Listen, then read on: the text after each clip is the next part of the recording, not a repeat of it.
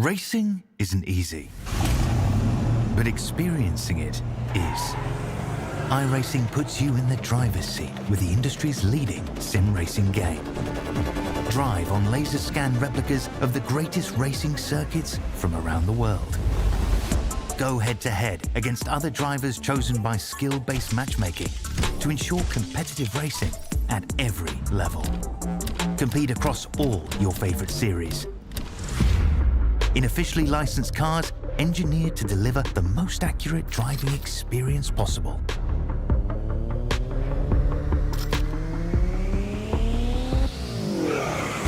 Join a race or host your own with players from across the globe.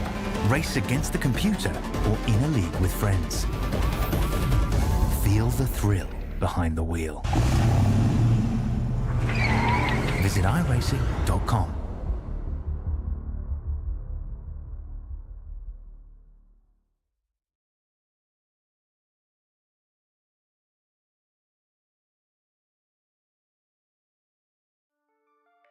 Welcome one, welcome all to SimSpeed TV one more time in the first season of the Aussie Online Gaming V8 Super Series. This has been a fantastic season of sprint V8 racing over the last couple of months here, and we have been honoured to bring it to you. Hopefully we get a chance to do it again very, very soon, because we have a championship to wrap up here, and it's going to be a very fun night at Circuit Zolder. Couple of sprint races coming up in the big, mean Australian touring cars live on YouTube and Kick. It is myself, Reese Gardner, with Jay Kennedy alongside me in the comms box and controlling everything behind the scenes, bringing you these live pictures.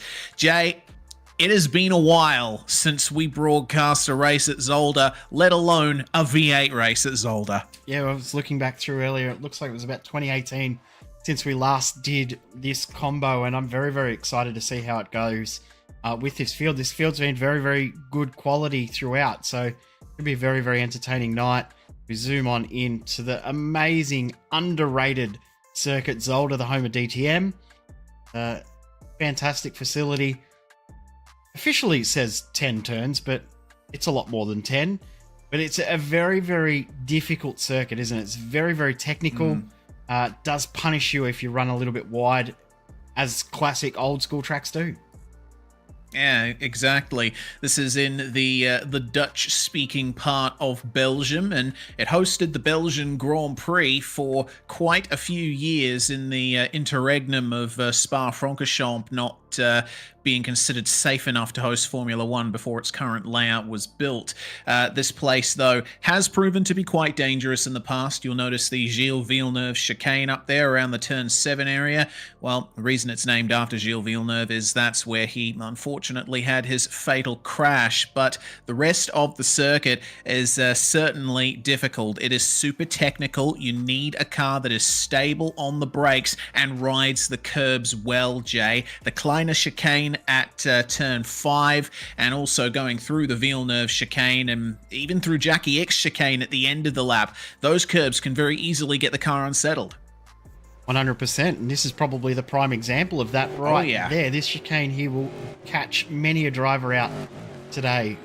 This is through turn 5. It's a cool piece of track, but we've got 2 wide, 3 wide coming up to that, which is very, very likely considering the momentum that is thrown through there. Is a spin there for one of the 9.5 drivers. I think that's Simon Mazzomo. Yeah, it's a real difficult segment of track, and the chicanes really do suit these cars in some ways, but in other ways they absolutely hurt these cars' momentum. So a lot of setup really required to make sure that you get the car right for this segment of. Yeah, and I think the whole track in particular, in general, but in particular, the entire section from the first chicane all the way to the end of the lap, it's very reminiscent of the street circuits that we see these cars race on in the real world, I think, and even reminiscent of some tracks that we have here in Australia. I think that, you know, it's a pity we haven't seen this layout used more often with these cars, but we will get another chance to see it here this Monday night to end off the season. And Jay, the championship standings coming into this round tell us one thing. It's basically Robbie Gibbs' championship to lose. 100%. If he doesn't finish the races, the chance that Blake Warboys or Sebastian Flock could steal the championship away, but it's almost Robbie Gibbs locked up. This has to finish 67% of each race, which will be 7 laps of each race to secure the championship crown for season 1 of the AOG Super Series. Yes, too close, though, isn't it?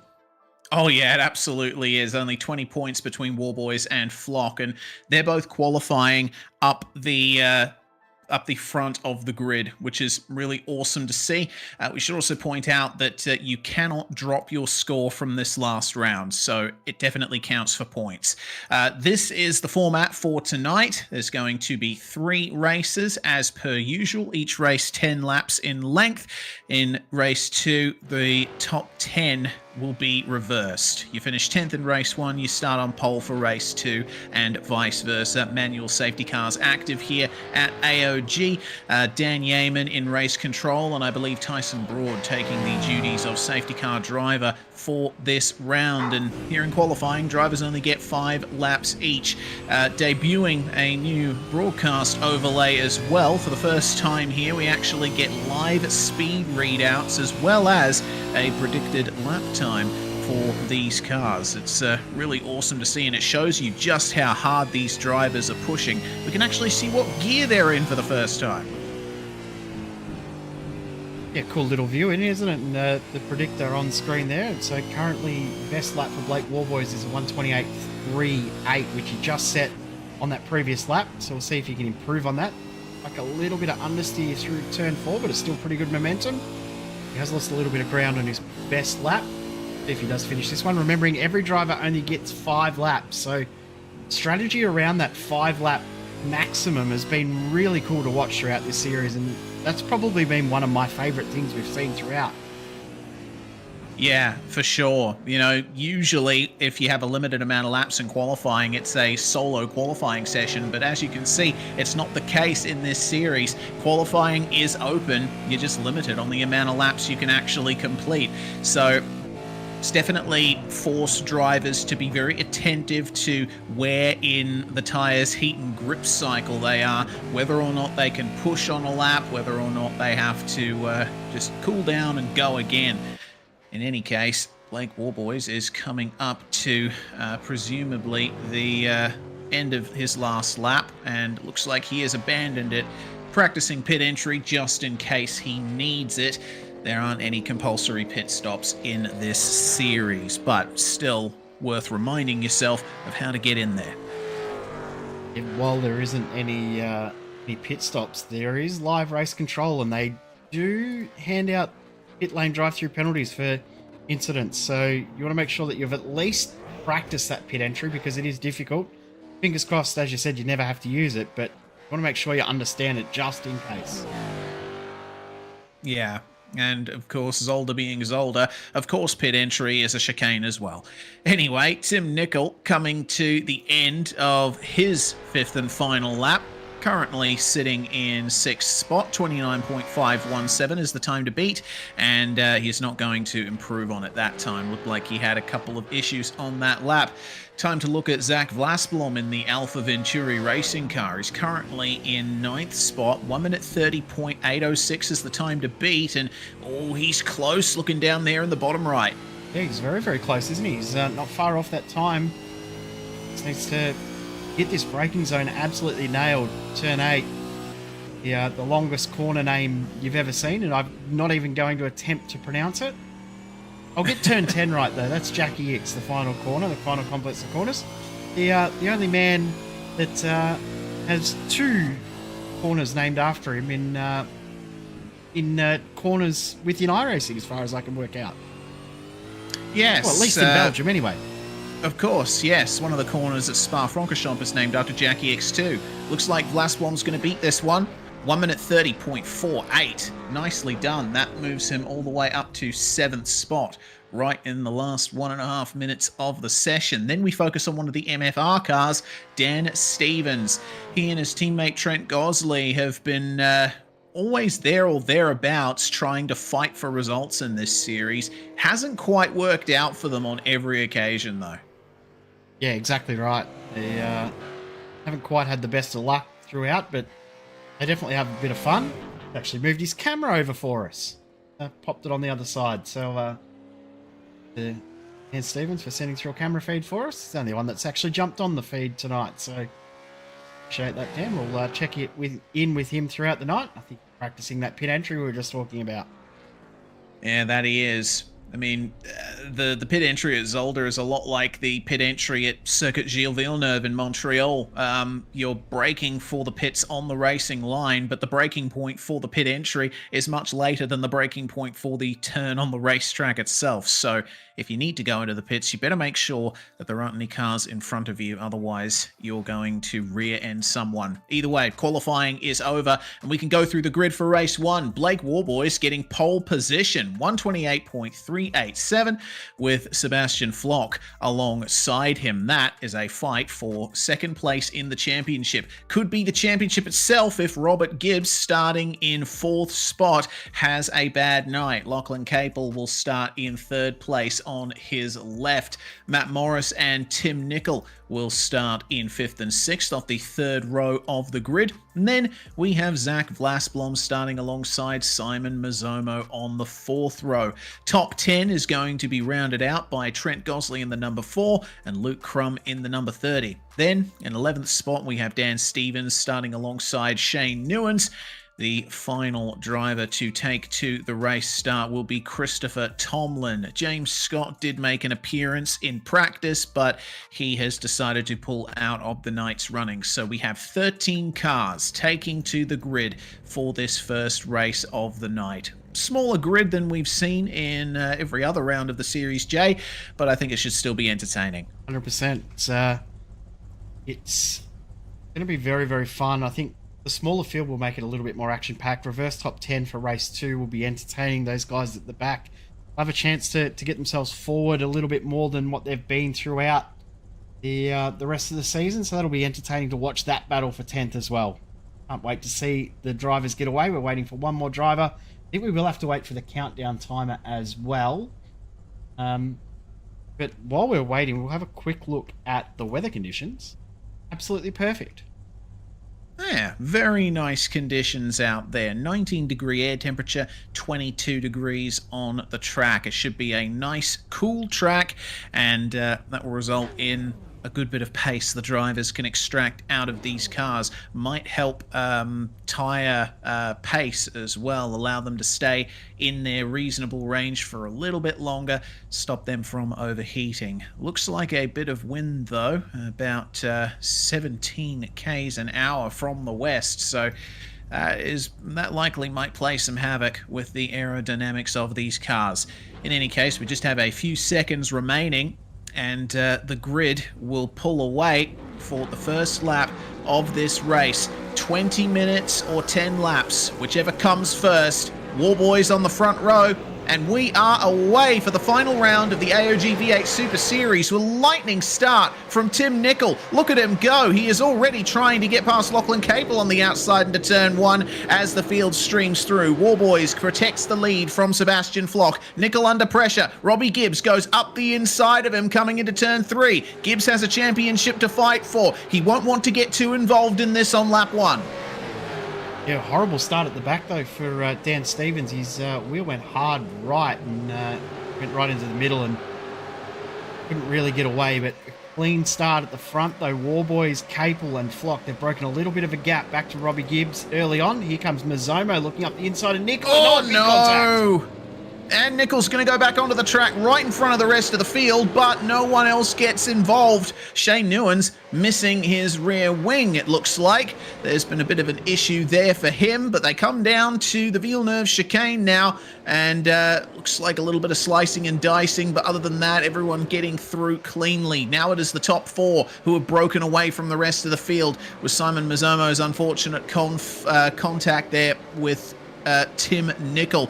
Mazzomo now chasing down Matt Morris for P5, and it looks like Morris has gotten a slowdown from the chicane, pulls over and lets Mazzomo go. Might get under pressure from Vlasblom as well, but By the time they get to the braking zone for the last chicane, Vlasblom not able to get past. That's the end of lap 1 then. Blake Warboys leading by half a second.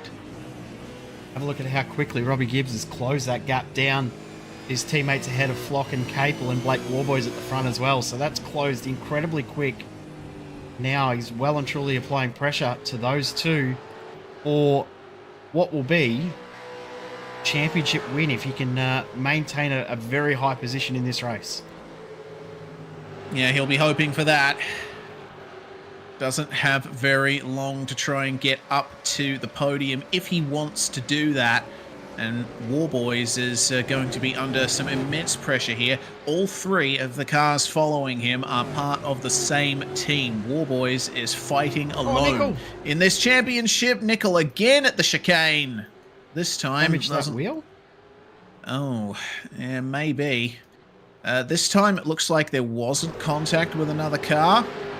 Actually, come to think of it, he might have had to get on the brakes very hard because Luke Crum was getting in there a little bit too cold. But in any case, it was Nickel's mistake, unfortunately. And Dan Stevens picking up a little bit of damage to the front end. We're going to see how that happened, or how things happened between Nickel and Mazomo. Looks like just 2 into 1 doesn't go, especially at that chicane. And by the time Nickel got back up to speed, Dan Stevens was ranging up on it. It actually looks like Stevens had already gotten the damage by then. Maybe Stevens made contact with Newens. Yeah, I just rewound a little bit to try and have a look and see when he got that damage, but I'm 100% sure as to why. I think it may have actually been that curb on the first lap that's given him that damage. So hit the curb a little bit too hard and got a bit of damage from it. Great battle here for 5th position. This is Mazomo holding off Matt Morris, who's coming very quick.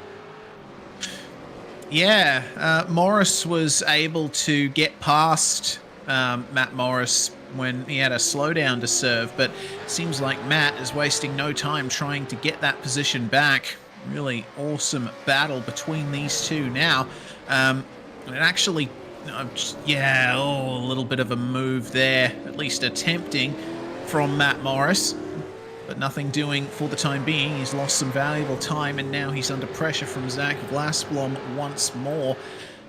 Tell you what, I did go back to have a look at the lap 1 chicane, and it was Dan Stevens running into the back of Shane Newens that gave both of those cars damage. Robert Gibbs, meanwhile, has moved up into 3rd spot just now.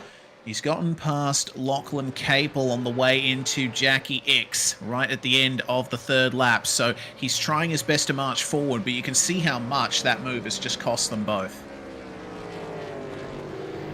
There's a little bit of ground loss through the braking zone for turn 8, so they lost a little bit of ground there, and then obviously the move's been made by Gibbs, so he's closed that gap back down. But Mazomo looking a little bit unsettled here with Matt Morris closing in very, very quickly.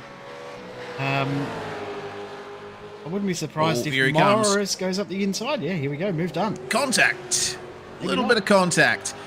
Mazomo gets the straighter exit as a result and has to go defensive for the chicane here. And both of these drivers know full well that you can't go through the chicane side by side. So Morris yields to Mazomo and waits to fight another corner. Across the rise, I like to be thinking about Vlasblom here. Morris is piling the pressure on Mazomo, isn't he? Looks like every single braking zone he's having a look. Vlasblom had to get out of the throttle there. He got a little bit of wheel spin at the exit of the chicane coming through the turn 7 complex, and then had to readjust. But he's definitely got more pace than both Mazomo and Matt Morris at the moment, as Trent Gosley goes up the inside of his teammate. Change back for position here, so Gosley back through on Dan Stevens. Stevens now back into 10th. Righto, so at the moment, the MFR pair have a lockdown on the front row for race 2, but I've just seen Stevens has gone into the back of Gosley at the final chicane. It's all gone wrong for them. Oh. Rule 1, 2, 3, 4, 5, 27 of racing is don't hit your teammate, and that's just been broken by Dan Stevens, unfortunately. No intent. Of course, the one person you don't want to take out is your teammate. The one person you never try to take out is your teammate. Oh, maybe it depends on what teammate you've got, Reese. We know from experience. Yeah. Shout out, Seb Murray Westberg. But yeah, Dan Stevens, he'll be heartbroken by that as Brugo's blast bomb, is closed up on this group. About to bring up a replay of that incident, but I think we'll stay with this for a little bit longer. This is getting very, very heated. A little bit of contact up the hill.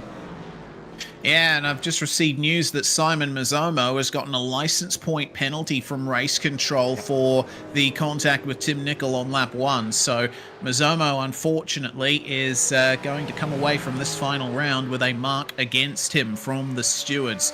Either way, he's going to have to focus on this race for the time being, as that was a little deep there for Morris. You can see, you can see in the car behavior, Mazzomo is a little more unsettled, isn't he? A bit more rotation coming through the hairpin, and a little bit more trouble with wheel spin as well. Let's see what it's like here on the exit of Jackie X. Oh, yeah, you can see she's just trying to squeeze the power on out of the slow turns, but he loses traction at the crucial moment. Lasplom looks the best out of the lot. He's able to run a slightly different line to everyone and still maintain pace. Here comes Morris having another look. Oh, and this time Morris almost loses control. Do you see how much opposite lock he put on through turn 2? Mazzomo, once again, is forced to deal with the 666 going up his inside.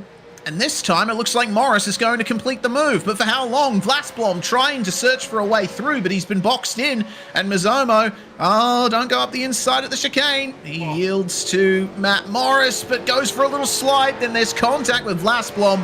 Off he goes, and to the back of the train. Oh, yeah, that was very heated. Got heated very quickly as well. So Mazzomo goes from 5th to 7th. Matter of 2 corners, and Vlasblom now, he's going to have to work hard to close that gap down to the car of Matt Morris. As up the inside goes Robbie Gibbs to pass Sebastian Flock. Now Gibbs will try and hunt down Blake Warboys. This could be a chance for Flock to get second in the championship, because obviously Flock doesn't have the pace at the moment to catch Warboys alone. Robbie Gibbs up there to get a bit of a gap, and will hopefully, for Flock's sake, bring him back into the group. But is that gap too big too soon? I don't think there's enough laps left. 4 laps to go. He's already got 1.5 seconds, or just over 1 second. I don't think that gap can be closed down in that amount of time. No, I don't think so, unless there's a big mistake from Warboys. It's going to be difficult for Flock to be in any position to finish ahead. All the same, he'll try and follow in Robbie Gibbs's wheel tracks as much as he can, as best as he can. Meanwhile, this is the battle further back for the last couple of positions in the top 10. Chris Tomlin has managed to make his way past Dan Stevens. Shane Newens finding himself in 11th, and Gosley back to 12th. These 4 all battling over the same bit of racetrack. Meanwhile, looks like there's going to be a shift there, because Race Control has just ordered a redress. Daniel Stevens has to let Trent Gosley back by. So the awkwardness between the teammates continues, as that is another problem for Shane Newens. And just ahead of him, the trade happens between the Middle Finger Racing 3 and 4. Gosley now back ahead and in 10th spot. So if you're Dan Stevens, what do you do? Well, you have to try and make the move, don't you? You have to. You can't not at least attempt it. But you've got to make sure you do it clean. They did that very, very well. They did it without losing too much ground. The spin from Newens would have hurt them a little bit. They did get away with that. Now that we've got a bit of a chance, let's go and look at that incident, because we didn't actually get to look at it before. Yeah, it looks like Stevens just missed his braking point and went right into the back of Gosley in a big way. Fortunately, that if the car's hit straight in the rear like that, it doesn't actually change the way it drives much. So Gosley still able to maintain pace, but out of turn 1, Chris Tomlin has run off the track. And would you look at that? Now Gosley and Stevens are back in 9th and 10th. So they've got the front row lockout back. Tomlin now has to fight back against them. Tomlin's going to have to work hard to get past both too, because they will be trying their hardest to make sure that they don't give up one more spot. But Tim Nicol in the background has just got himself back past Shane Newens after his treacherous race. He'll be hoping that there's a little bit more luck go his way in the next two. This is turning into a very, very interesting one. Just seeing the gap at the front has got below a second. So Robbie Gibbs is now starting to close the gap down, but 2 laps to go now when they cross the line. Is there any time left? I don't think there's any time at all, let alone enough time.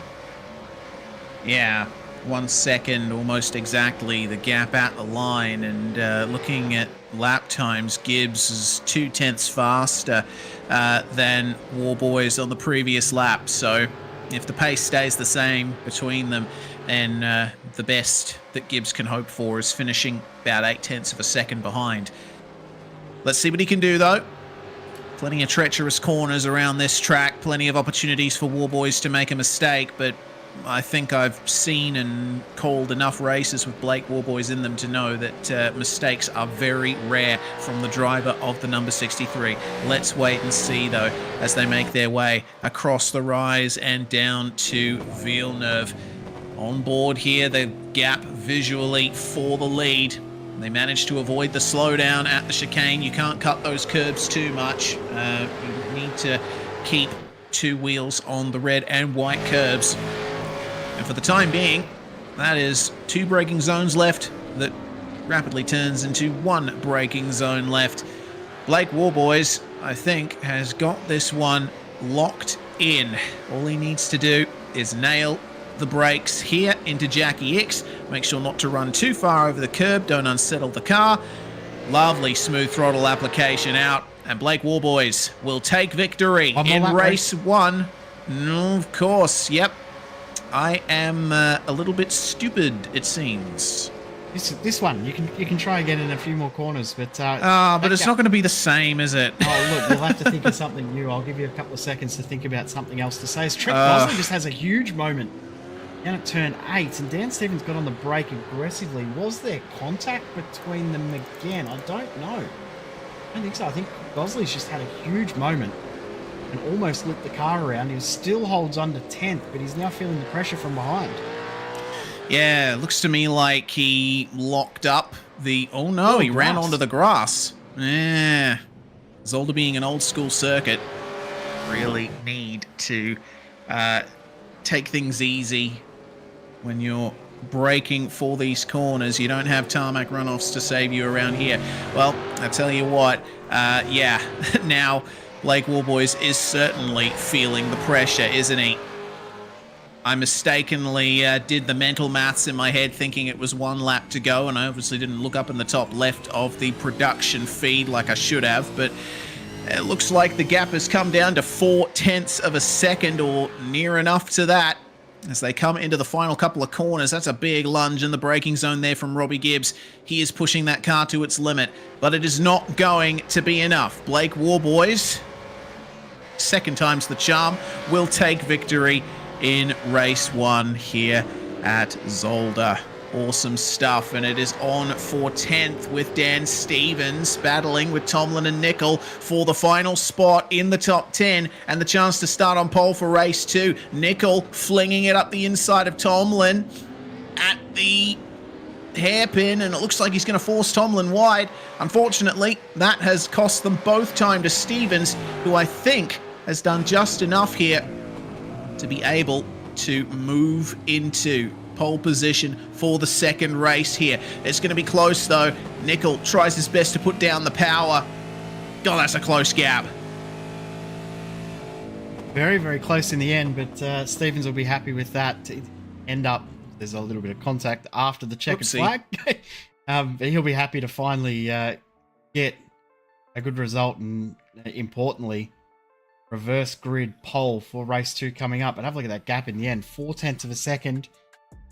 And Sebastian Flock in 3rd. Capel finishes 4th. A little bit off the pace in the end there, but still a 4th position. Very, very good.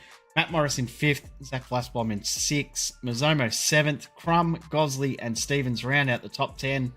Drivers that will be starting where they finish will be Nickel, Tomlin, and Newens. James Scott did not take to the start.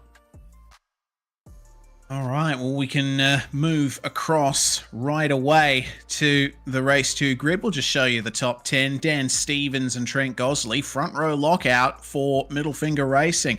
That will be good for that team. Luke Crum is going to line up alongside Simon Mazzomo, who'll be wanting to redeem himself from the shenanigans in Race 1. Vlasblom starts alongside Morris 5th and 6th. Then we have Capel and Flock, ERT 7 and 8, with Gibbs and Warboys taking up the final 2 spots in the top 10. Here we go then.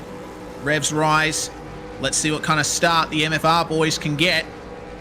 Green flag flies. We are away. That's massive wheel spin from Dan Stevens. Look at the start from Vlasblom. Look at the start from Gibbs. No. Look at Warboys getting into the wall. Warboys around at the start. Dan Stevens has dropped to 8th position from that start. That's not the start that he would have wanted. Robbie Gibbs already gone from 9th up into 4th position. Capel hasn't really moved any positions. But Blake Warboys, that's huge. Could that swing the championship for 2nd place in the favour of Sebastian Flock? I think it definitely will. It looks like Flock has managed to get away from that pretty much scot-free. He is chasing down Vlasblom, trying to make positions, but all he needs to do for the time being is keep himself nice and clean. There's Warboys, he's back going, and unfortunately dead last right now, and without a safety car, I think that's where he's going to finish. The race continues further down though. Dan Stevens again having fallen back to 8th. He is, oh no, well that's going to be a couple more points that Sebastian Flock loses. Both he and Warboys needed to have this race go perfectly. Gibbs meanwhile has already made his way up into 2nd with that absolute lightning start. And tell you what, things have gotten worse for Blake Warboys. I've just noticed he has a mechanical black flag. I just noticed that too. That's heartbreaking for him. Oh! Oh, lordy. The drivers there all took to the grass. That being Nickel and Newens. Exit stage right. Yeah, they saw what was going on. Like, I'm getting out of this. Nope. I don't want to be any part of it. They've got a slow down penalty to serve, but I think that's a much better penalty than having contact with the car skating across the grass. Blake Warboys into the pits. Wow, what a start to this race. This race has been crazy from the get-go. And we're only 1 lap in. This is going to be an action-packed 10 laps. Will Gosley be able to hold off Robbie Gibbs? Yeah, that is the question as Capel and Vlasblom decide to get together. Simon Mazzomo on his own in 3rd, but Capel has been losing out ever so slightly over the last lap or so. Just look at Vlasblom's car attitude. He seems to have sorted this Commodore out around Zolder as Gibbs goes up the inside of Gosley into the Villeneuve chicane and gets to the lead of the race. I don't think we're too surprised that that's happened. It's just probably how quick that's happened. A lap and a half and he's already gone from 9th up into P1. But let's have a look at Blake Warboys here. If we can pick up exactly what happened. Great start. Moves across. Worries about that Capel on the outside, but doesn't notice Matt Morris on the inside. Yeah, I think an onboard from Warboys will tell the story as well, because I noticed that Luke Crum was moving to get past Stevens as Warboys was coming up behind him. I think Warboys preemptively tried moving right to get past Crum, but of course Matt Morris was still there. Meanwhile, Mazzomo into turn 1. That's defensive there from Capel, who tries going around the outside. Gibbs already wasting no time, setting the fastest lap here. But Capel is really having some issues putting Simon Mazzomo behind him. That took a while to happen. Vlasblom's still right with them. And Gosley, ever since he got passed by Gibbs, has fallen back. Look at the gap that Gibbs has gotten already. 2.4 seconds. We've got a massive moment that's just happened out on track on the previous lap too. You'll notice that Chris Tomlin has dropped down the order now. Oh, he's back in the pits. Yeah, well, wait till you see what's happened to him. This was the previous lap. Remember, he had those dramas at the final corner on lap 1. This is lap 2. Oh, no. Oh, dear. Oh, God. Yeah, righto. Talk about big dramas. That's as big as they're going to get. As here comes Capel looking up the inside of Gosley. He's going to get it done. But, the good news for Tomlin was he got it back to the pits, could use the spare car, and he's back out and away, which is great. Yeah, that is good. Gosley trying to fight Capel. We also saw that Vlasflom got past Mazomo, but Simon's trying to fight it back here at the final chicane. Here comes Sebastian Flock, gets into the rear of Mazomo, and that's going to involve Luke Crum in these shenanigans as well. Race 2 is always the one where everything goes off. Robbie Gibbs is not worrying about any of that. He's just setting fastest laps and cruising to victory up at the front of the field. It is a race for every position from second on back here. And Mazomo now getting passed by another ERT car. This time it's the 84 Mustang who dives it into turn 3. Try to get the best exit possible, but if you're not fully alongside by the time you get to the braking zone, there's no point in going for a move at this chicane. The racing line through here is just too narrow. See their live points on screen. Lachlan Capel has closed the gap down to Blake Warboys based on his unfortunate adventures in this race. So Capel, Flock and Warboys all within striking distance. Is now fastest lap of the race to Blake Warboys out all on his lonesome. Yeah, Warboys doesn't have anyone to race with. Got a spare car, so presumably refreshed his tyres as well. So he has got some big pace right now. Not much that can be done with it. Flock and Mazomo still searching for a way to sort this battle out. Mazomo still encountering those issues that we saw from the previous race. Just a lot of oversteer on the exit of these corners.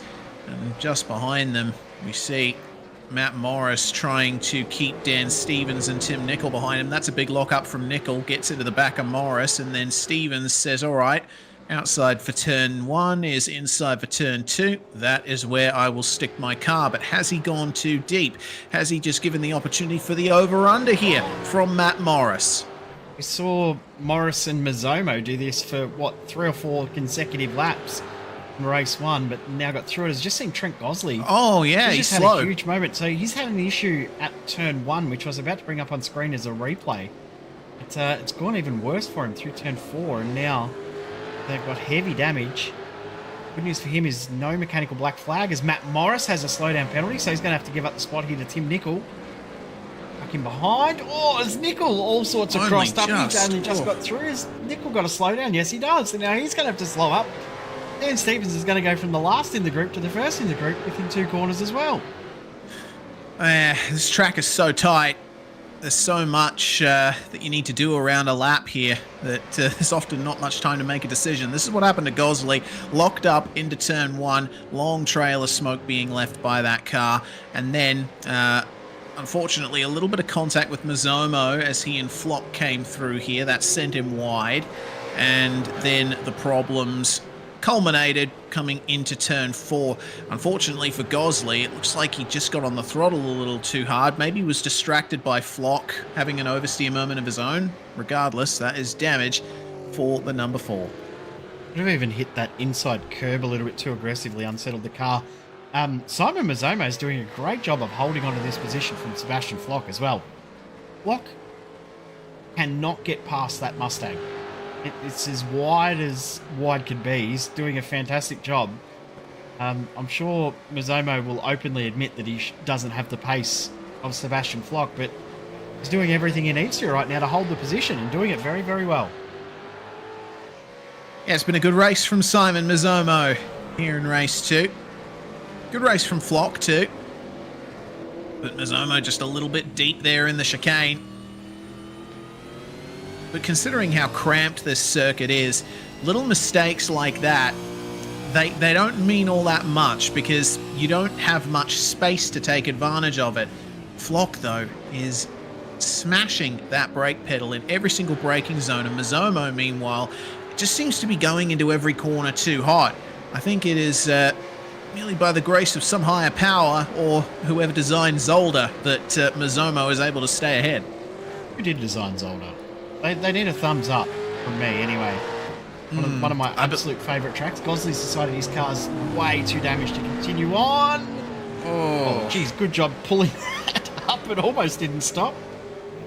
Yeah, jeez. Well, he's actually picked up a black flag for speeding on pit entry, though. I'm not surprised, but it looked good. Yeah, certainly. Well, at the very least, he should be able to get to the end, getting a spare car sorted. We'll try again on Mazomo, but this is how it happened with Trent Gosley getting into the pits. Thank goodness for the chicane being very wide in the middle. Wasn't speeding on pit entry, it was speeding in the lane. He actually sped on Mazomo. Oh, dearie me. So that was Mazomo getting a little crossed up over the curbs at that chicane. It wasn't necessarily anything wrong that Sebastian Flock did. Was right behind, but it was Mazomo getting unsettled over those curbs. He is now back into 5th. This is how it happened, and I mean, they looked pretty close, but I don't think there was actually any contact between the cars. It was either.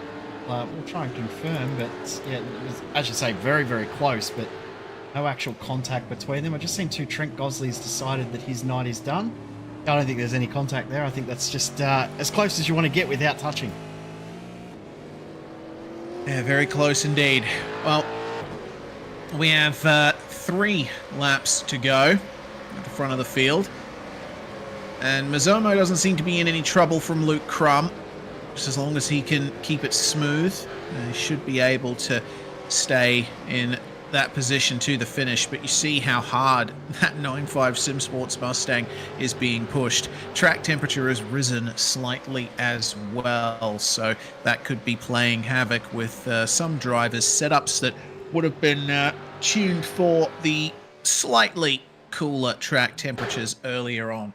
Robbie Gibbs completely on his own, negotiating all the twists and turns of Zolder that have been added over time.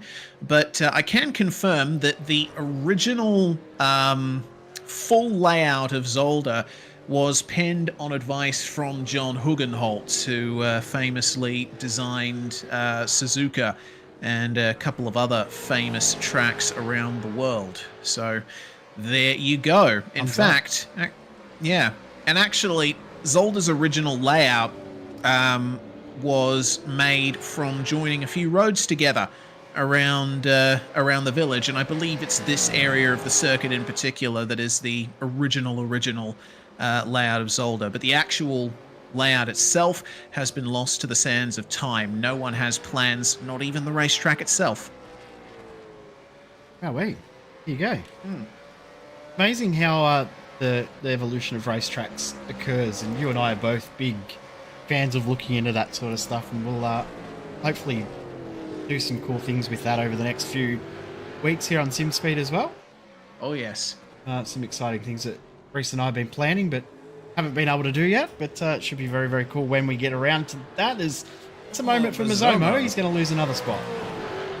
Well, Luke Crum makes his way past him, and so does Tim Nicol, who tries up the inside of the Zomo. It's almost chopped there by Simon as he tries desperately to hold on to a position in the top 6. And here comes Matt Morris! Oh no! Oh, dearie me! This is drama here on the penultimate lap. Morris already carrying a ton of damage. He was right on the back of them, wasn't he? And Nicol and Mazomo, they made contact on the exit of the turn, and then Morris just came in like, hello, and then goodbye. This has happened at the exact same time as well. So Vlasblom, who was in 3rd, he's had a little bit of a moment through the chicane. Couldn't get on the throttle, and away it goes. Oh, I've just seen too. Matt Morris's engine has just popped as well. I saw it too. Oh, there's been an incident down at the hairpin as well. Mazomo in the grass. It's all going off right at the end of the race. Things are happening too fast for us to really keep track of. Mazomo's going to rejoin, and he should be okay. He is spinning the wheels, presumably in frustration. This is what happened to him. He was behind Crum, and unfortunately just did it all on his own. Explains a fair bit about what happened there, doesn't it? So now a battle for 5th between Luke Crum and Tim Nicol. These guys had no luck in the first race, and now they're well and truly in position to get a top 5. Who is going to get it between the two? Tim Nicol. That's a nice move up the inside, but they both make contact. Oh, how about neither? Look who's coming through. Dan Stevens. He's going to get on the inside of Crumb and get up into 5th place. It's the last lap of the race as well, so that's a couple of freebies again for Dan Stevens. 2 races in a row, he's been able to steal spots, but here comes Crumb looking aggressive back up the inside. He's going to get this done, you would feel. No. Right, Stevens is going to work hard for it, make him work hard for it, and he holds the spot. That's nice driving from Dan Stevens. Yeah, very good stuff. Shows that he understands the track very well. Someone else who understands this track ridiculously well is the number 2 of Robert Gibbs, who has dominated this race ever since he got into the lead.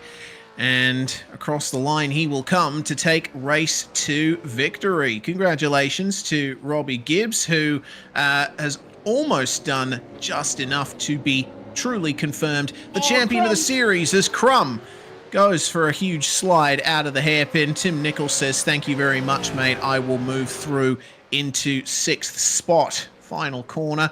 Do any of these drivers make a mistake? No, they can keep it together one more time, and across the line they will come in that order. Seen two Dan Stevens very, very happy with that result in the end of P5, the second race of the night. Robbie Gibbs, Lachlan Capel, Sebastian Flock, P123. 123 lockout for Evolution Racing Team. Great result for the team. Yeah, that is exactly the result the team would have been looking for, and Flock valuably gets a lot of points versus Blake Warboys, who manages to recover to 10th spot in the end. That was some good battling throughout that race. There was definitely a good helping of drama. Well, we shall see now, Jay, whether or not race 3 holds the same. Just confirming live points before I bring them up on screen, but I tell you what, if these are correct, we've got a race on our hands in this next one. So I'm just waiting for confirmation before we bring it up on screen, but my maths are right and the graphic has done its job right. When we put this graphic up on screen, it is going to be a race for the ages to finish this championship off. Oh, really? That certainly puts things high in terms of expectation. In our group chat, you may see the numbers there. All right, let me have a look. This will be interesting for sure. Oh, yeah. So I'm just waiting for confirmation on whether that's correct or not.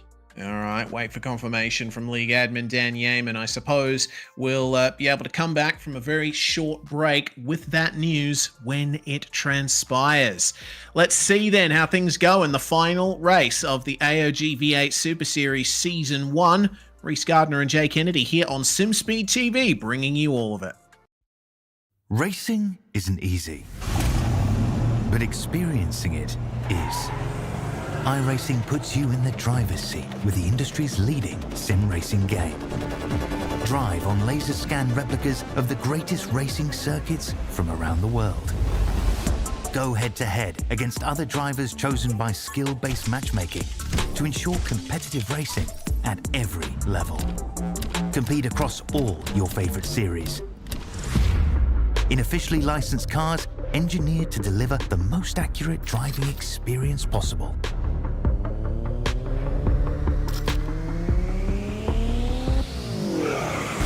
Join a race or host your own with players from across the globe. Race against the computer or in a league with friends. Feel the thrill behind the wheel. Visit iRacing.com.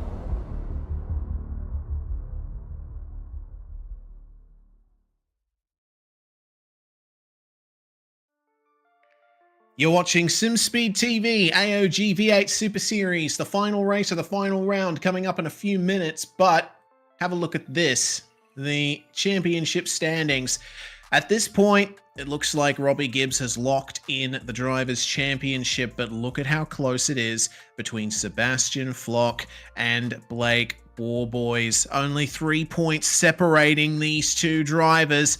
Oh my goodness, this is going to be a race for the ages to finish off for second in the championship, with Flock starting up the front of the field in third, and Blake Warboys at the opposite end of the top 10 after a disastrous second race.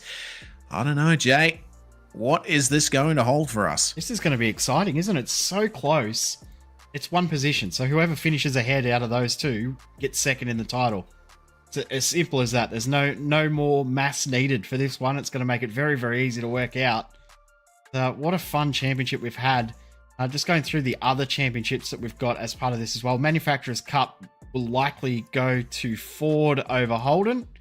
And the Teams Championship, Lachlan Capel and Robbie Gibbs have wrapped that up as well. But the real championship fight is now between Flock, Warboys, and mathematically as well, Lachlan Capel. If Flock and Warboys DNF, Lachlan Capel finishes second or higher, he steals second away. So it's still a 3-horse race, likely to, but we still know that there's anything that could happen in these races.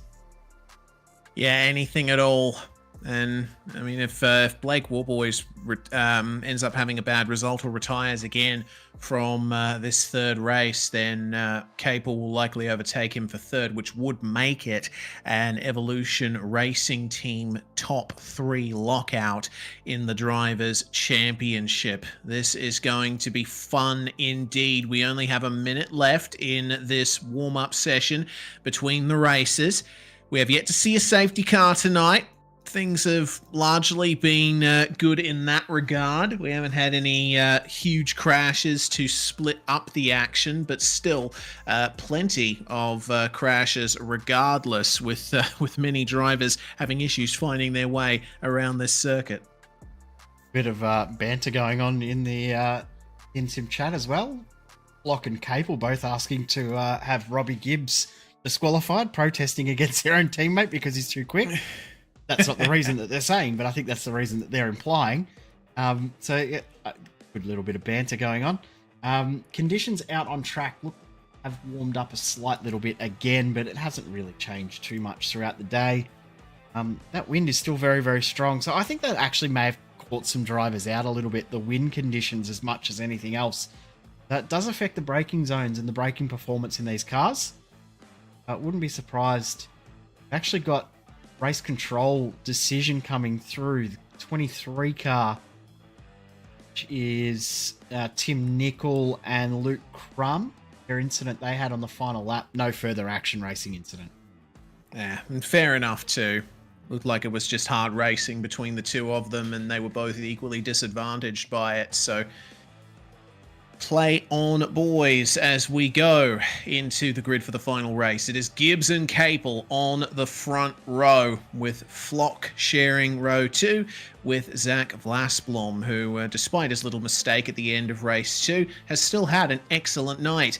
Dan Stevens will start in 5th alongside Tim Nicol. Let's hope that both of them have a nice clean race, with Luke Crum sharing the 4th row with Shane Newens. Simon Mazzomo, race 2 did not go his way. He will start in 9th alongside Blake Warboys, who also had a disastrous race 2.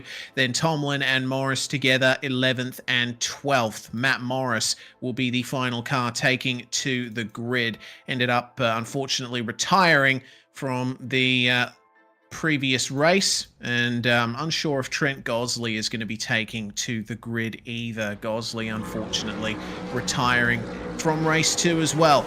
Revs rise on the grid, Gibbs in front, and away we go. What a fantastic start from Gibbs, but the rest of the field fans out.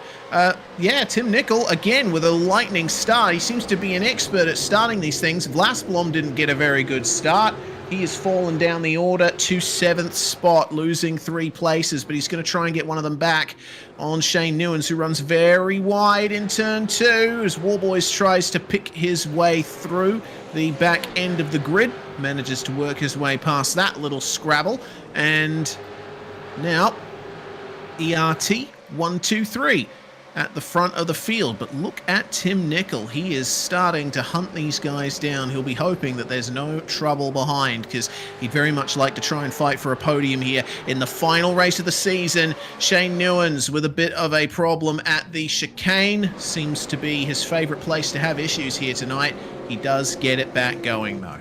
Hope he's brought his bucket shovel, because he has been building sandcastles all night. This is Blake Warboys already up into 7th. We'll keep the graphic up in the top right throughout the remainder of this race, so you can watch that gap ebb and flow as the positions change throughout this race. Here comes Warboys up the inside of Stevens. This gives him a little bit of space. I don't think he intended to run that wide, but he was forced out that wide. Points update. Blake Warboys gets a few more. It's back down to 21. All right.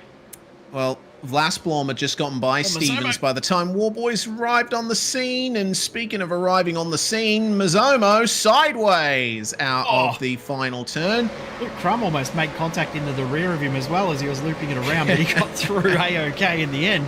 It's a little bit of a scary moment, but Warboys up into 6, so he's gained 6 spots already in lap 1. Now what can he do from here in 6? He's only got Vlasblom, Nicol, and then Flock.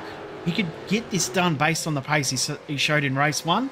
The only issue he's got is he didn't have to make any overtakes in race 1. Now he's going to have to work hard to pass all of these cars. And Vlasblom might make it easy with that little mistake. Yep, a little too deep into turn 3. And Warboys is given the inside for the chicane. 15 points. Yep, as clean as you like. Warboys is through, though, with a little bit of clattering over the curbs. And now a bit of clear air to work with as he tries to chase down Tim Nicol. Vlasblom tries to fight Warboys, but manages to just gather it up and slip behind before they get to the chicane. Oh, dearie me. So, Gibbs leading by 0.8 of a second, or near enough, over Lachlan Capel. Sebastian Flock in 3rd spot. There's only one car between him and Blake Warboys, and that is the number 23 of Tim Nicol, who doesn't seem like Warboys is catching up to as quickly as I thinked. Yeah, well, thought. I knew what you meant. I wasn't going to correct you, but you did that yourself. Try and keep an eye on that gap. But yeah, I'm wondering if Warboys has had to work the tyres a little bit too hard in that first phase to get that gap done. And I tell you what won't help is Sebastian Flock punching out the fastest lap of the race. Ooh. One thing that could change this very, very quickly is how easy it is to get a slowdown penalty here. So if you do get too aggressive over that curb, especially the curb at turn 5 through that chicane, you can easily find yourself with a slowdown, losing heaps of time. Are they going to take Flock to get one? Or even Capel or Gibbs getting one and forcing Flock to give up a little bit of time to bring that gap back in the favour of Blake Warboys? This is going to be a race of who can keep it the cleanest, I think, as Vlasblom defends from Matt Morris, but potentially not for long. Morris, usually a very quick driver in these things, and that looked like a bit of a late decision to dive at the chicane. Vlasblom saw him coming and gave him room, protects the inside line through the left-hander, continues to stay in 6th spot. Fantastic fighting going on through the field at the moment, particularly between Flock and Capel. Now that Warboys is on the charge, I think Flock's given a bit of a hurry up to his teammate. Could there be a bit of a strategic games being played here? Will they decide, hey, we need to change this position over? Will that occur as Flock's a little slow out of the exit of the final corner, and you can see already that gap is now half a second closer. That lap by Blake Warboys half a second quicker than Sebastian Flock. And you can see how close Flock is to Capel. Flock did a 29.8 on the last lap. Capel did a 1 minute 30.4. Morris, meanwhile, getting past Vlasblom, at least attempting to, and the attempt is successful. Get the inside line through those first couple of turns. The track is very wide through that section. A lot of racing room. Oh, yeah, there we go. Flock ahead of Capel. So now that gives an extra little advantage to Flock in the battle for Championship P2. I don't know if it was an intentional overtake, because Capel actually made a little bit of a middle of the turn 4 exit, and a little while to get out of the kitty litter. It does draw you in, that kitty litter, so or there's any complaining about that being a team strategy move. I don't know if that was. I think that's Capel just trying to push the car as fast as he can. Speaking of pushing, Blake Warboys is pushing now. He's got an even tougher job now because now he has to get past Capel before he can get to Flock. 15 points, still the gap. Yeah, and it looked to me like Tim Nicol actually yielded that position pretty early. Yeah. Got on the brakes much sooner than you would otherwise for the corner and just let Warboys have it. I think he recognised that there was a fight going on that was not his to be a part of. Gibbs, meanwhile, fastest lap for the time being, 129.39 if you round it up by 1,000th. And we'll see what kind of lap times we can get out of these drivers now that we are in the mid-stage of this final race and the tyres will start to reach the end of their optimum cycle. Meanwhile, Dan Stevens, a little deep there at Jackie X and a trip through the gravel trap for his troubles. Shows how easy it is. Any one of these drivers could do that and probably will do that. One of the drivers within the top half of the field will do that at some point. Not necessarily at that corner, but that we will see that moment, that issue, minor outbraking move and a slowdown penalty come from one of them. Who will it be is the big question, but this is coming right down to the last 5 laps of the season to decide who is going to be where on the podium in the championship, which is what you want. Exactly right. Flock running a tiny bit deep in the hairpin there. That would have cost him some time. It's when they come up to the start-finish line this time that we'll really see what kind of advantage Warboys has with that clear air as he catches up to the ERT pair. Crumb, meanwhile, at the hairpin. Yes, the hairpin. Having a bit of a spin. Weren't you going to have a crack at the name? No, I have legitimately forgotten the name of that corner. I have too. I can say that David Haynes does do a very, very good job of pronouncing it. I am absolutely Boulderberg Bocht. Yeah, there you go. That corner. Yeah. Okay, yeah. So at Boulderberg Bocht, it is unfortunately a slip of the rear end for Luke Crumb. From my very, very poor understanding of Dutch, Bocht means turn. It does. It does indeed. Yeah, and you know what? Actually, this is a point that that I was going to make in my video I'm working on about the history of Zandvoort.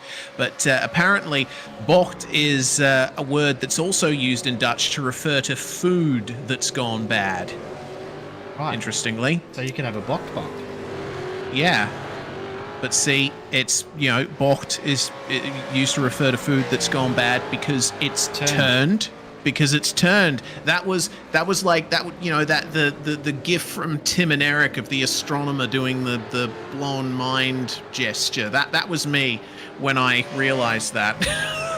It just clicked for me just as you said the turn that it was Y as well. Yeah. So I was like, yeah, wow, okay, that makes sense. What have we got? 4 to go. Gap between Warboys and Capel is down to half a second. Not much in it now. It's only going to take one brake lock up for this whole championship to turn on its head.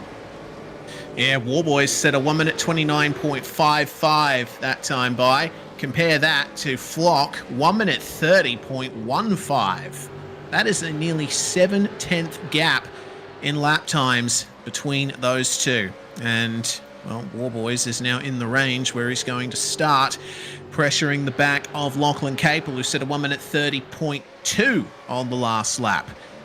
So now, the question for Lachlan Capel is, well, he's got 2 options. Does he try to get past Robbie Gibbs and try to claim second place in the championship for himself? Or does he back himself into Warboys and try to put a gap between him and his teammate?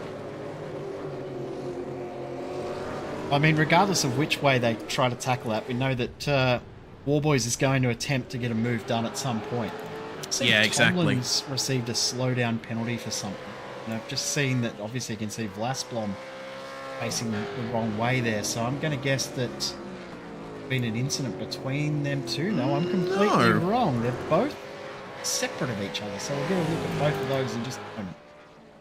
Yeah, we certainly shall, as now Warboys is right on the back of Capel coming into the last couple of corners. The fight is truly on for Warboys to try and get second place in the championship, as this is what happened to Vlasblom, just oversteer, and then Tomlin comes in and vaults right across the curbs. That is definitely a slowdown he got from that full-on cut of the curb. Two separate incidents, they happened within just a few seconds of each other. But have a look at this. Now Flock is jetting away from Capel, and Warboys is having trouble getting past him. Definitely having trouble sticking with him, isn't he? He's just Capel to Flock, but I mean, this is going to be an interesting end to this race. I mean, these guys have all done a lot of V8 racing over the last few days, so they're very, very familiar with the car and the way the car will behave, but they haven't done too many laps at this track. Been neglecting the practice here to focus on other practice at Sandown, which obviously V8's got Sandown 500 this weekend for the first time ever. Going to be an absolutely epic event. Warboys, though, he's got great run. Out of turn 7, he's going to throw it up the inside. He has to. He's got no time left to do it. Oh, he's blocked, though, by Capel. Yep, Capel going for a bit of a slide, and Warboys is through. So when they come to the line, it'll be 2 laps to go. The gap between Warboys and Flock is 1.3 seconds.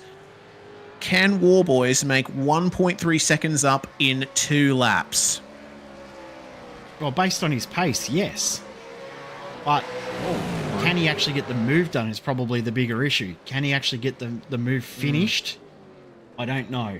Wowee, this is an interesting little battle here. I was about to show a replay of something that happened earlier in the lap in this battle, but I think we'll just stick with the live battle for now.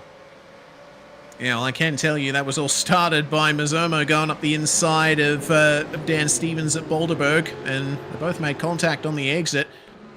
That brought Christopher Tomlin here into the battle, and actually looks like that was Tomlin going for another adventure at the chicane.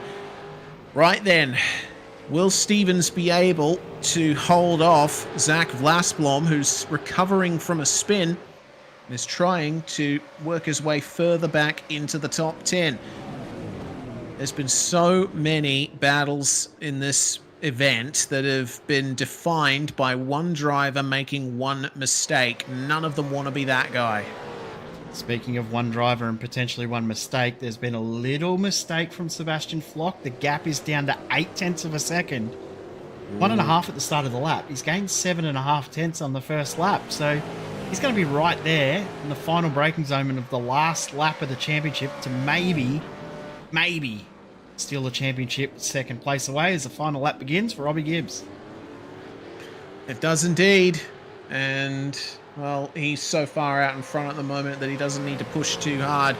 He just needs to make sure that he gets the car home. And same for all of these guys. Mazomo getting a good run on Tomlin will be increasing that gap, and Stevens trying desperately to hold on to a position there. I get the feeling that Vlasblom will have a couple of attempts at him on the last lap, but Warboys is continuing to push, as that is the gap for second place. Flock just needs to nail this curb. He does. Unfortunately, Warboys does too, and I can see that the gap is just decreasing little by little every single corner. Warboys is pushing so hard through those chicanes. I think it's any wonder that he hasn't gotten a slowdown yet. Meanwhile, Flock struggling with a little bit of oversteer coming out of Turleman. And Warboys goes for the... Oh, he lunges. He tried it. He tried it. But it was too much for the front tyres. And Capel almost gets into Warboys on the exit. I think that will confirm Sebastian Flock in second place in the championship. And we can confirm first place in the championship. This guy, Robbie Gibbs, in ERT number 2.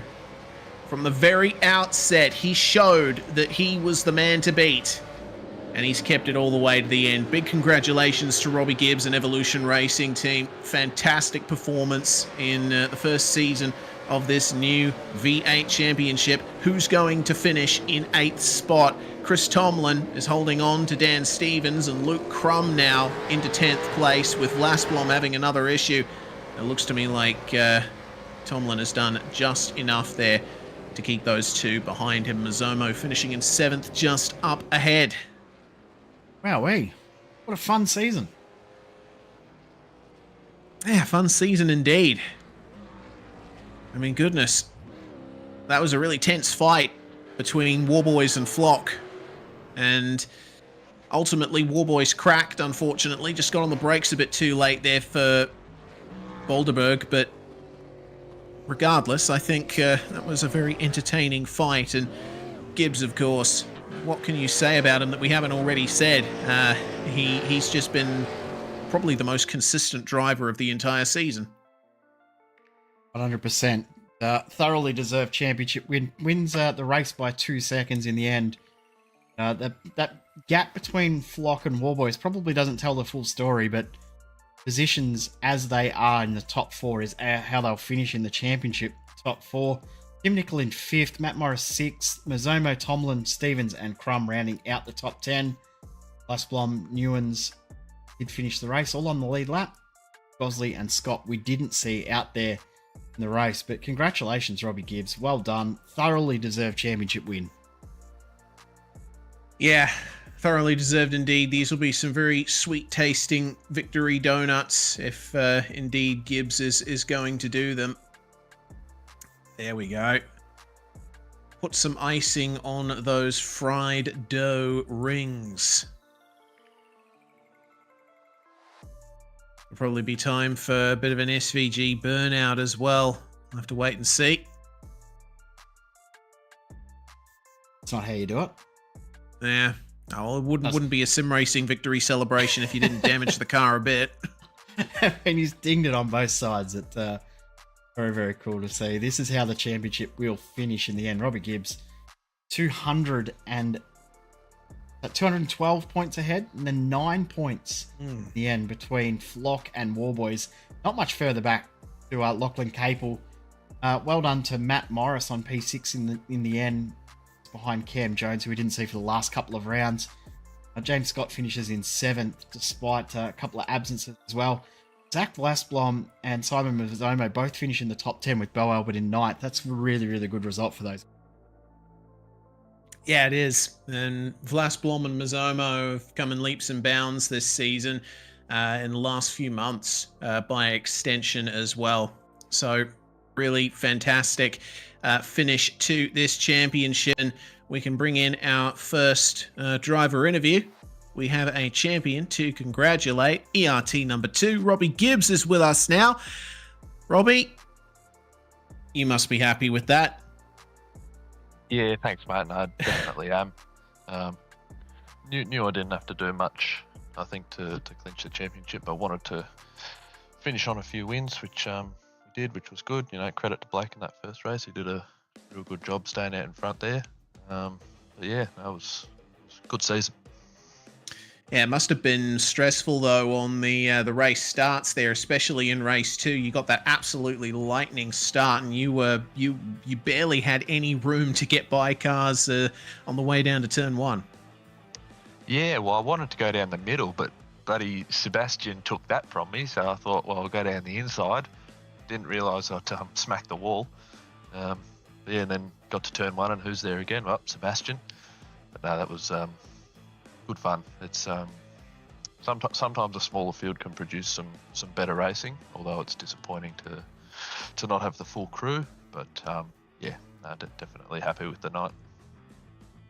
Well, good opening stanza for the AOG V8 Super Series. This is the first season, of course, and there's whispers that there'll be another season somewhere down the line. If there is, can we expect you to take part?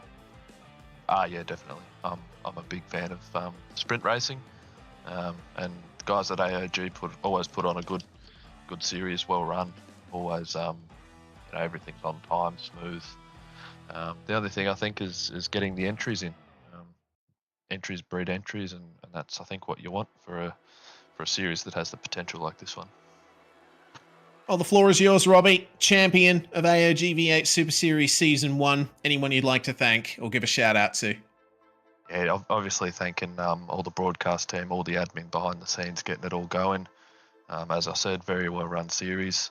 Obviously got to thank the team and Logitech G for being on board. And yeah, just thank everyone for the season. It's been real good. All right, Robbie Gibbs joining us there for a moment, and up into the commentary box as well is Sebastian Flock, also of Evolution Racing Team. Well, it looks like, Seb, based on those results, you have clinched second place in the championship from Blake Warboys. Those last few laps of the final race must have been very intense. Yeah, it was pretty stressful. I've had pretty bad pace all night, and it pretty much showed in the third race. Blake was a lot quicker, but yeah, just kept it clean when it counted, and yeah, ended up in front. Were there any communications between you and Lachlan Capel as Warboys was chasing you down? Was there any kind of arrangement that Lockie would try and hold him back?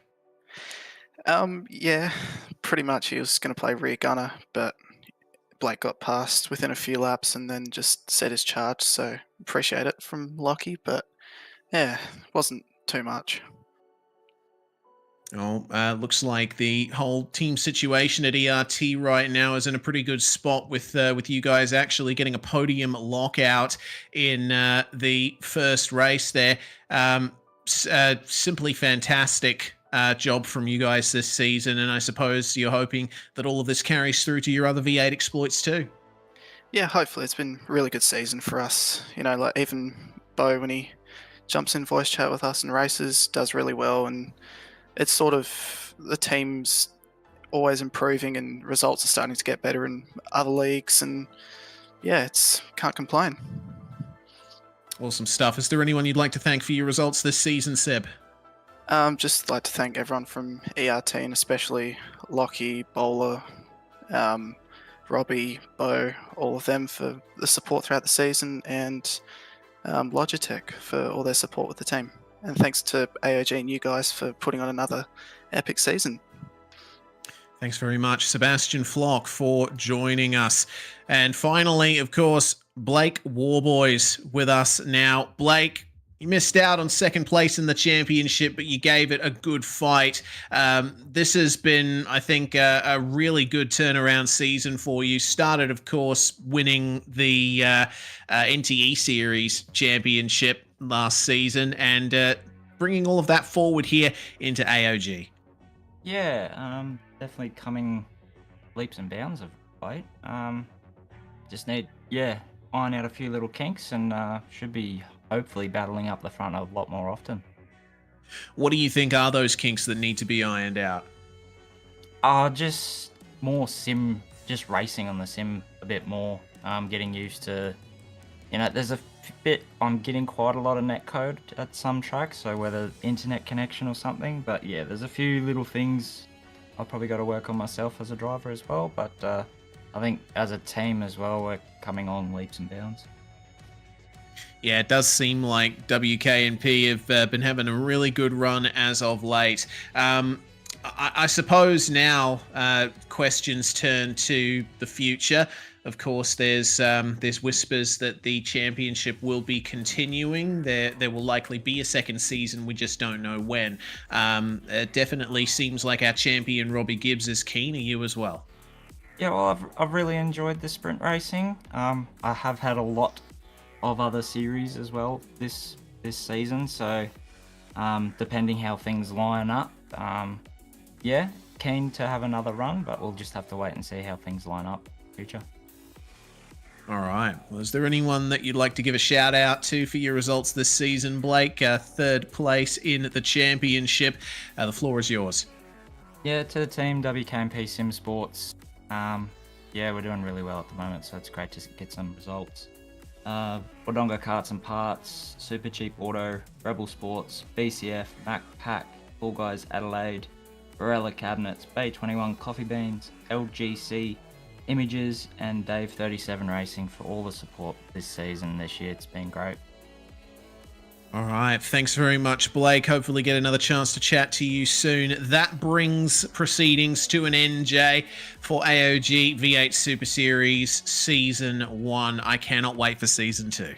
Yeah, we've both thoroughly enjoyed it. We've talked about it behind the scenes about how much we've enjoyed having V8 sprint racing. We broadcast a lot of longer form V8 racing over our time, but sprint racing is something we haven't done a huge amount for a long time, and it's been absolutely incredible fun being a part of this series. And big thanks to AOG for having us on board. And when it returns, we'll be back again because it's been great fun. I just want to give a shout out as well to Stu Brown, who jumped in early on in the season to help out with comms. He's been unable to jump in for the second half of the season with work commitments, but big thanks to Stu for jumping in, and also yourself, Reese, for jumping in and hosting the show. It's been thoroughly entertaining to watch and be a part of. Yeah, I echo those words. It's been a really entertaining championship, and I hope that when it does come back, that just continues from the standard that has already been set. Thanks very much to the team at AOG for putting all of this on. Big thanks to the drivers for putting the show on in the races and jumping in and having a chat with us in the comms box. Big shout out to Bowler Media as well, big long-time supporter of Aussie Online Gaming's leagues. Check them out on Facebook for screenshots on the socials after the event. I'm Reese Gardner, Jay Kennedy alongside me. We are SimSpeed TV. Make sure to follow us on Kick, and we're also on Twitter as well. And we are SimSpeed Esports Network on Facebook. Chuck us a subscribe on the YouTubes as well. From all of us here, it's bye for now, but certainly not forever.